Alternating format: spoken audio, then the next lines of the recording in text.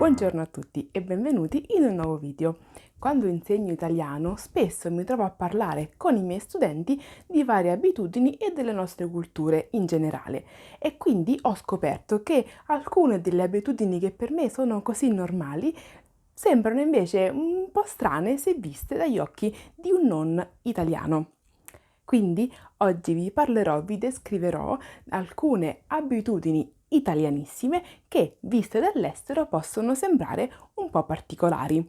Mi raccomando, queste sono abitudini comunque generalizzate, non tutti gli italiani sono propensi a seguirle o comunque non tutti si potrebbero trovare d'accordo. Quindi cominciamo con la lista di abitudini tutte italiane. La prima cosa che salta agli occhi a uno straniero è il rapporto di un italiano con il suo caffè.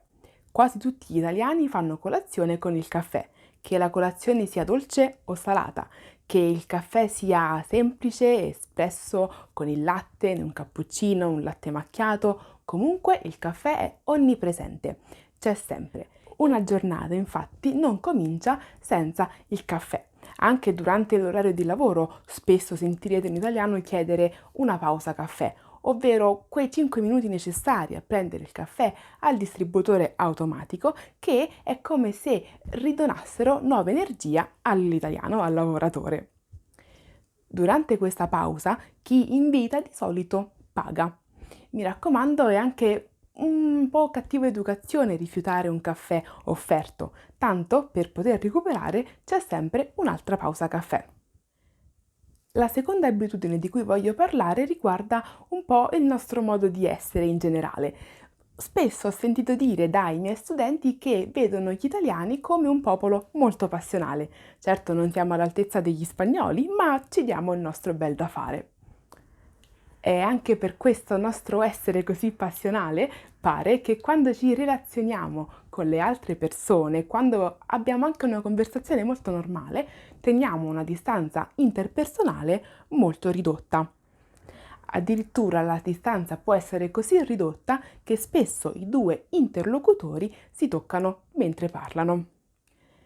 Collegata quindi a questa ultima caratteristica degli italiani di parlarsi e toccarsi nello stesso momento è la famosissima, vedete anch'io già lo sto facendo, la famosissima arte degli italiani di gesticolare quando parlano. Ormai su internet è diventato un cliché molto esilarante, ma la cosa che lo rende più esilarante è che è vero. C'è infatti un fondo di verità. Non tutti forse sanno che in Italia ci sono tanti dialetti, che sono delle vere e proprie lingue. Essendo quindi lingue con le loro particolarità, è difficile per chi non è della zona capire il dialetto. Per quanto riguarda i gesti invece sono universali, da Trieste a Lecce, da Aosta a Reggio Calabria, lo stesso gesto avrà quasi sempre lo stesso significato. Anche se però, come ho detto, siamo molto espansivi, c'è un limite a tutto ed è per questo che quando conosciamo qualcuno di nuovo ci limitiamo a stringere la mano. Il famoso bacio sulla guancia è soltanto per conoscenti o amici di lunga data o addirittura per i parenti. Un altro motivo per cui noi italiani siamo molto famosi all'estero sicuramente è il cibo. Il cibo in Italia è una cosa importantissima, è sacrosanto, addirittura da a volte scandire la nostra giornata. E ci sono anche delle regole per quanto riguarda il cibo. Per esempio, di solito a pranzo si mangia la pasta. La pasta con qualsiasi tipo di condimento, ma di solito si evita di mescolarla con la carne. La carne infatti è un secondo piatto. Viene infatti dopo.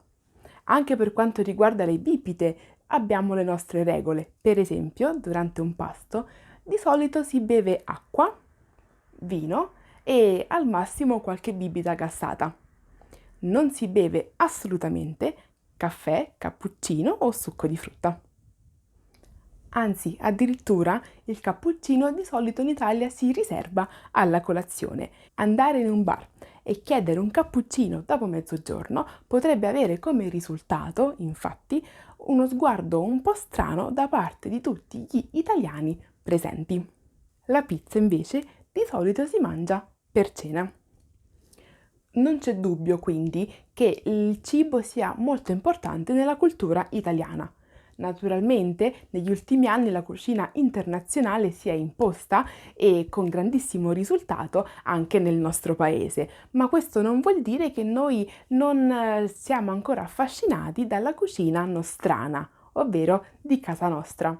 E anche se non vogliamo darlo a vedere, siamo molto gelosi di queste nostre ricette tradizionali. Quando infatti veniamo a sapere che qualcuno da qualche parte del mondo ha modificato, ha rivisitato un piatto tradizionale italiano, allora ci sentiamo estremamente traditi, come se ci avessero fatto il più grande dei torti. Spesso però si tratta di un pregiudizio, perché non capita molto frequentemente che un italiano assaggi questi piatti un po' modificati. Alcuni esempi di piatti italiani modificati più odiati sono, al primo posto sicuramente, la pizza con l'ananas. È una cosa che in Italia sembra inconcepibile, anche se dubito che molti italiani l'abbiano assaggiata. Un altro piatto un po' strano è sicuramente la parmigiana di pollo, perché semplicemente è qualcosa che in Italia non esiste. Con questo io finisco il mio video di oggi, spero che vi sia stato utile o che abbiate trovato interessante. Come sempre vi invito eventualmente a iscrivervi o a mettere un bel mi piace e ci vediamo presto. Ciao!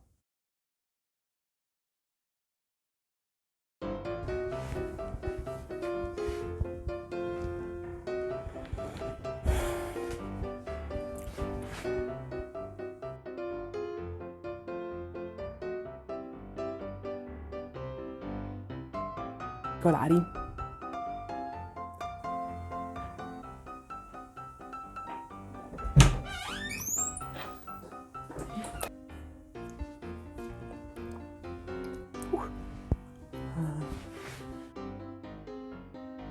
Gli italiani presenti. A cena. Si mangia a cena. Per cena.